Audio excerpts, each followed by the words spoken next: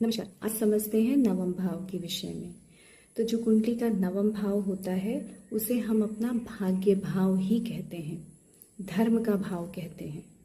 इससे हम और किन चीज़ों को समझ सकते हैं? तो जो धर्म का भाव होता है वो हमारे आध्यात्म, कितने हम आध्यात्मिक हैं इसके विषय में बताता है, रीति रिवाजों के विषय में बताता है, परंपराओं के विषय में बताता है, गुरु के बारे में बताता है, पिता के बारे में बताता है। लंबी यात्राएं जो होती हैं, स्पेशली जो धार्मिक यात्राएं होती हैं, उनके विषय में नवम भाव बताता है।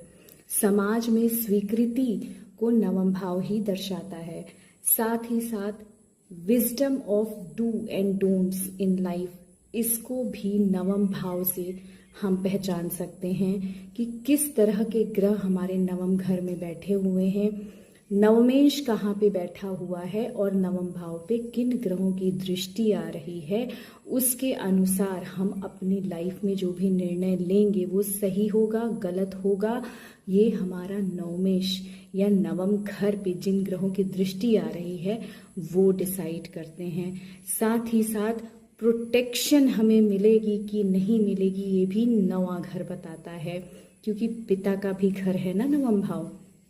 इसके अलावा और हम क्या जान सकते हैं? नवम भाव पूर्व पुण्य में, जो पंचम भाव में मैंने बताया था कि पूर्व पुण्य का भाव होता है, तो पंचम से पंचम होता है नवम भाव। तो पंचम भाव में किया हुआ पूर्व पुण्य, पिछले जन्म का जो पूर्व है, उसके अनुसार ही इस जन्म में हमें हमारा भाग्य प्राप्त हुआ है।